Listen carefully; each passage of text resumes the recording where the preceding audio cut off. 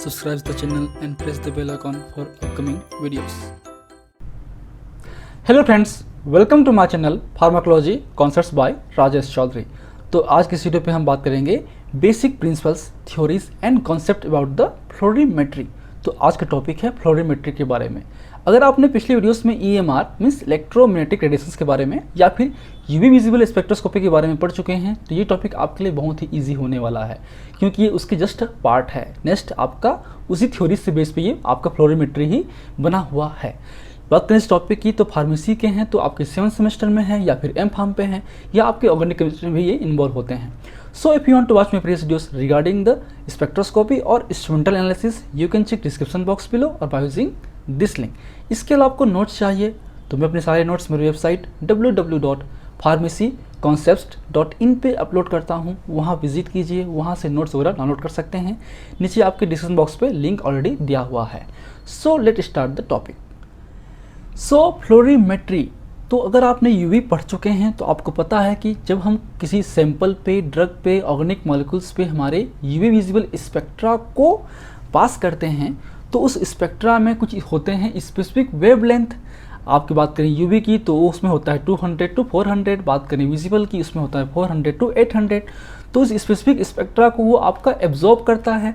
तो वो एब्जॉर्ब करता है तो एक तरीके से जो आपका इलेक्ट्रॉन है उसमें मॉलिक्यूल्स में वो जो इलेक्ट्रॉन है हमारे ग्राउंड स्टेट से एक्साइट होके पहुंचता है हमारे एक्साइटेड स्टेट पे। ठीक है, अब इसमें ट्रिपलेट भी होते हैं और सिंगलेट भी होते हैं, हमने ऑलरेडी पढ़ चुके हैं। तो जो मेजरली UV के केस में हमारा जो मॉलिक्यूल्स का जो इलेक्ट्रॉन है वो हमारे सिंगलेट ग्राउंड स्टेट से सिंगलेट एक्साइटेड स्टेट में पहुंचता है, ऑलरेडी बात कर चुके हैं।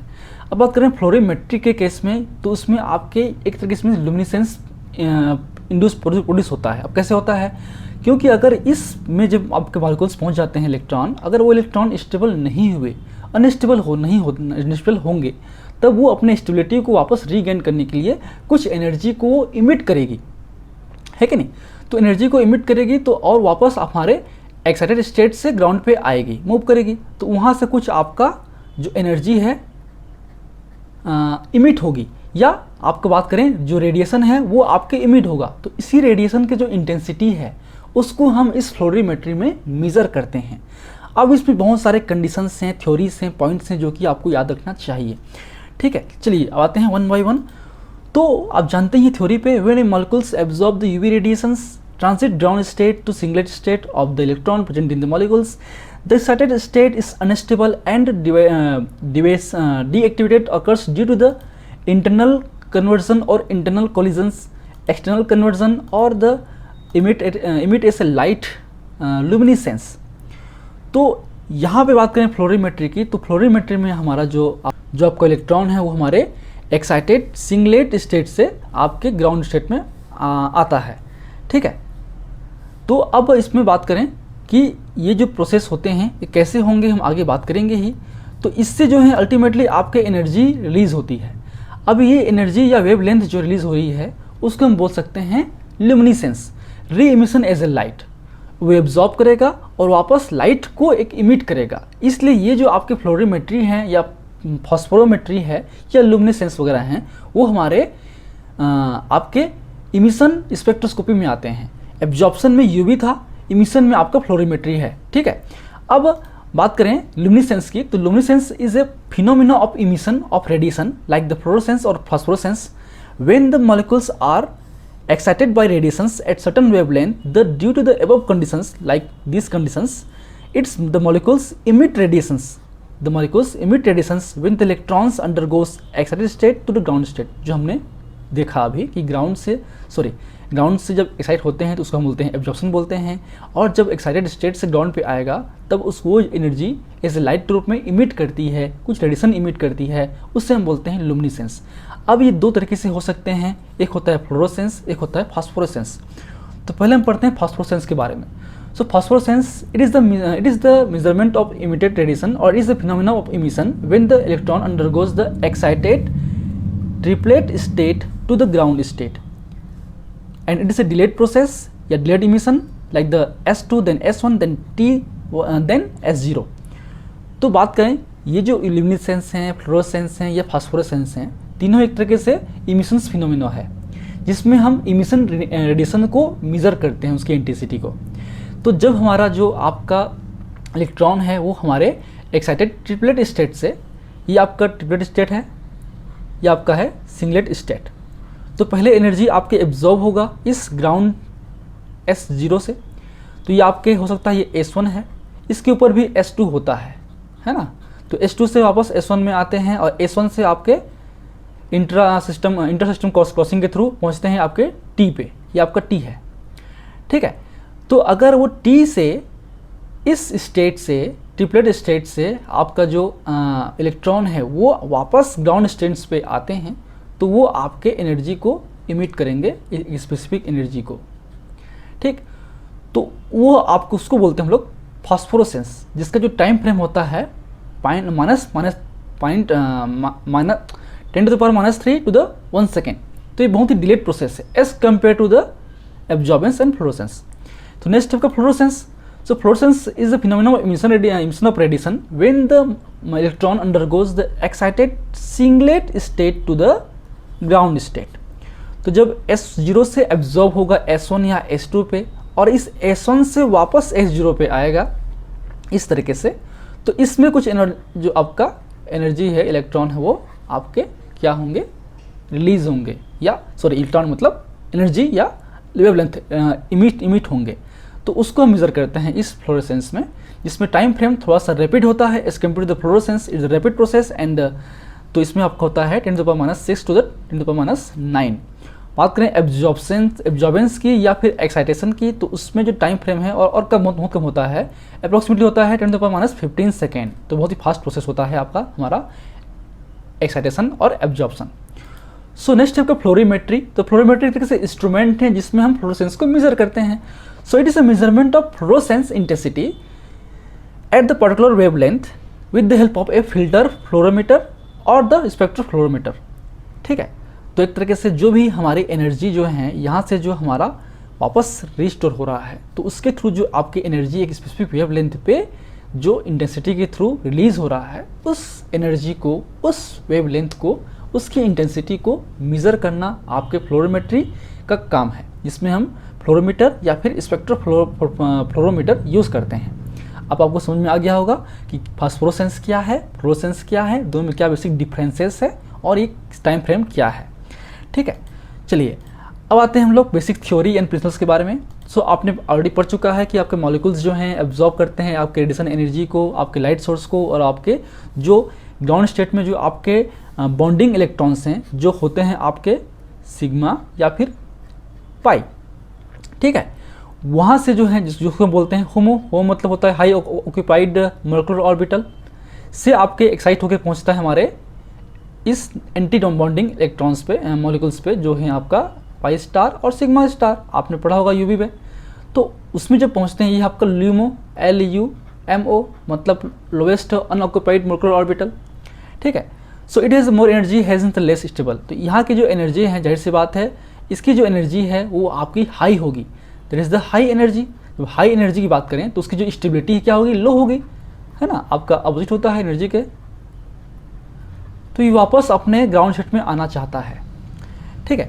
तो जब आप प्रमोट करते हैं तो उसमें बहुत सारी चीज़ें हो सकती हैं प्रमोशन पे, ग्राउंड स्टेट से आपके ऊपर क्यों जाएंगे। तो आपका जो बात करें ग्राउंड स्टेट्स की, उसमें होते हैं हमारे singlet ground state, doublet state, excited triplet state और एक्साइटेड सिंगलेट स्टेट, ठीक है। तो इसमें क्या होता है, देखिए पहला है सिंगलेट ग्राउंड स्टेट। जब वो ग्राउंड स्टेट पे होता है तो जो आपका जो पेयर्ड में होते हैं इलेक्ट्रॉन्स, आपके पास इलेक्ट्रॉन्स इसमें होंगे, पेयर्ड में होंगे, मतलब इस तरीके से होंगे, है ना, ठीक है।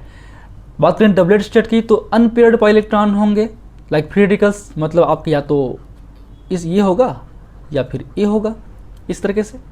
बात करें एक्साइटेड सिंगलेट स्टेट की, सॉरी ट्रिपलेट स्टेट्स की, तो इसमें भी आपके जो पाई इलेक्ट्रॉन है वो अनपेयर्ड होते हैं, बट होते हैं सेम स्पिन पे, मतलब आपके अलग अलग ब्लॉक पे होते हैं। तो सपोज एक तरीके से इस तरीके से होगा और इस तरीके से होगा, ठीक है। या फिर बात करें हम लोग सिंगलेट स्टेट की, तो इसकी बात करें तो इसमें अनपेयर्ड होंगे, मतलब एक ही आपके ब्लॉक पे नहीं होंगे, दो अलग अलग ब्लॉक पे होंगे, इस तरीके से जो आपको पढ़ते हैं ना, तो इस तरीके से होगा और एक होगा इस तरीके से।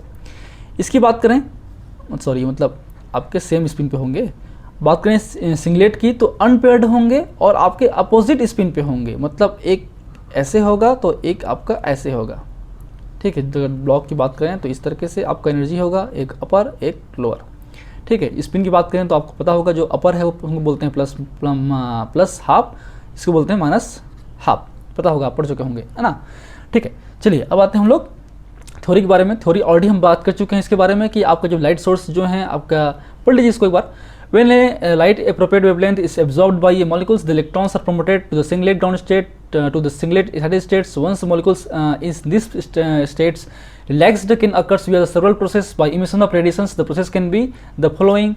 First is the conversion or collisions, deactivation और फ्लोरोसेंस और फास्फोरोसेंस, जो हमने पहले बात की थी शुरू में, जब आपका एप्रोप्रिएट वेवलेंथ पे एब्जॉर्ब करता है वो पहुंचेगा आपके लीमो से, आपके होमो से पहुंचेगा लीमो पे, वापस वो आपके नीचे आएगा जब लीमो से होमो पे, तो वो कुछ ना कुछ एनर्जी को किसी एक पर्टिकुलर वेवलेंथ पे वो इमिट करता है, ठीक है। तो किस तरीके से करता है, या तो उसमें कन्वर्जन होगा या कोलिजन होगा या फ्लोरोसेंस होगा या फास्फोरोसेंस होगा, तो उसी को हमको पढ़ना है क्या उसमें होते हैं, ठीक है। तो ये देख सकते हैं हम लोग इलेक्ट्रॉनिक लेवल या एनर्जी लेवल और जोब्लांस्की डायग्राम, जो कि इसमें एनर्जी लेवल को शो किया गया है। ये आपका S0, ये है आपका S0, जो एक तरीके से क्या है हमारा ग्राउंड स्टेट है, ठीक है। ये आपका S1, ये आपके S2, ये हैं आपके एक्साइटेड स्टेट, ठीक है। तो आपकी एनर्जी एब्जॉर्ब होकर यहाँ पहुँचती है ऊपर। उसके बाद जो है आपके इंटरनल कन्वर्जन के थ्रू जो है S2 से S1 पे मूव कर सकती है, ये इसको बोलते हैं इंटरनल कन्वर्जन, S2 से S1 पे, ठीक है। क्योंकि इनके जो आपके वाइब्रेशनल एनर्जी हैं, ये जो है वाइब्रेशनल एनर्जी हैं वो आपस में ओवरलैप भी कर सकते हैं, आगे पढ़ेंगे। ये जो है वापस जो ये वाइब्रेशनल एनर्जी है, तो आपके जब एनर्जी एब्जॉर्ब करते हैं तो वो बहुत सारे वाइब्रेशनल एनर्जी लेवल को क्रॉस कर जाते हैं, तो जो एक्स्ट्रा एनर्जी है वो वापस रिड्यूस होता है। जब रिड्यूस होता है मतलब हाई एनर्जी से लो एनर्जी आएगा, तो इस तरीके से इसमें जो है कोई भी इसमें इमिशन नहीं होता है, बट आपके हायर एनर्जी से लो एनर्जी पे आएगा। इसको बोलते हैं हम लोग कोलिजन्स। इसमें बेसिकली आपके जो एनालाइट हैं और सॉल्वेंट हैं उसमें आपकी एनर्जी का ट्रांसफ़र होता है, जिससे वापस जो है एनर्जी कम होती है, ठीक है। फिर आपका जो S से अगर T पे आएगा, ये आपका क्या है, ये आपके सिंगलेट स्टेट हैं, ये आपका क्या है ट्रिपलेट स्टेट है। तो इसको हम बोलते हैं, यहाँ से जब एनर्जी यहाँ पे ट्रांसफर होती है उसको बोलते हैं हम लोग इंट्रा सिस्टम क्रॉसिंग, या इंटर सिस्टम क्रॉसिंग, T1। तो आपके S1 से जब S0 पे आएगा उसको बोलते हैं फ्लोरोसेंस, और T1 से या T से अगर आपका S0 पे आएगा उसको बोलते हैं फास्फोरोसेंस, ठीक है। तो आप आगे देखते हैं नेक्स्ट, कोलिजन्स, डीएक्टिवेशन और vibrational relaxation, in which entire energy lost due to the collisions, deactivation and no radiation emitted. During the excitation, electron promote the several vibrational energy level. The extra energy is lost by the collision. The collision of the molecules with the excited species and the solvent lead to the rapid energy transfer, therefore slightly increase the temperature of the solvent. The vibrational relaxation is so rapid that is the lifetime of the vibrational excitation excited molecules less than 10 to the power minus 12 second is less than the lifetime of the electronic excited state. तो simple सा मतलब है कि जब हमारा ground state से जब ये मूव करता है तो जाहिर सी बात है बहुत सारे जो वाइब्रेशनल एनर्जीज लेवल हैं, ये आपका सपोज V, ये सब वाइब्रेशनल एनर्जी हैं, इसको हम करें 0, A1, A2, A3, तो बहुत सारे लेवल को क्रॉस करता है। लेकिन जो एक्स्ट्रा एनर्जी है उसको एक तरीके से वाइब्रेशनल रिलैक्सेशन के थ्रू वापस जो है इस तरीके से आपका रिलैक्स होगा, वापस ट्रांसफ़र होगा। तो इसमें क्या होता है, आपके जो स्पीसीज़ हैं जो एक्साइटेड हुए हैं और सॉल्वेंट के बीच में आपकी एनर्जी ट्रांसफ़र होता है, जिसकी वजह से जो आपका सॉल्वेंट पे एनर्जी आएगा मतलब वो हीट होगा या थोड़ा सा टेम्परेचर इंक्रीज़ हो जाता है, ठीक है। इनका लाइफ टाइम बहुत ही कम होता है, याद रखिए। इसको बोलते हैं हमारे कोलिजन्स या कोलिजनल डीएक्टिवेशन या वाइब्रेशनल रिलैक्सेशन, ठीक। चलिए अब आते हैं हम लोग, नेक्स्ट है हमारा internal conversion, means intermolecular process by which a molecules passes to a lower energy electronic state without emission of light, overlap the vibrational energy levels into two electronic energy levels। तो जिसमें देख सकते हैं इसमें क्या होता है इंटरनल कन्वर्जन। तो इसमें जो आपके स्टेट्स हैं, इलेक्ट्रॉनिक स्टेट्स हैं, जैसे कि दोनों ही एक तरीके से आपके क्या हैं, एक्साइटेड सिंगलेट स्टेट, दोनों ही। तो इन दोनों के बीच में जो ट्रांसफ़र होता है एनर्जी का, इसमें कोई भी एनर्जी रेडिएशन नहीं निकलती, याद रखिए। तो इस तरीके से आपका जो है, आपका जो ट्रांसफ़र होगा एनर्जी का, उसे हम बोलते हैं क्या, इंटरनल कन्वर्जेंस, ठीक है। और आपका इसमें कोई भी एनर्जी इमिट नहीं होता है। अब यहाँ से जब यहाँ पे आते हैं बिना एनर्जी लॉस किए, उसको हम बोल सकते हैं एक्सटर्नल कन्वर्जेंस, ठीक है। फिर नेक्स्ट है आपका external convergence, deactivation of an excited electron state by the interaction of the energy transfer between the excited molecules and solvent और अदर सॉल्यूट्स।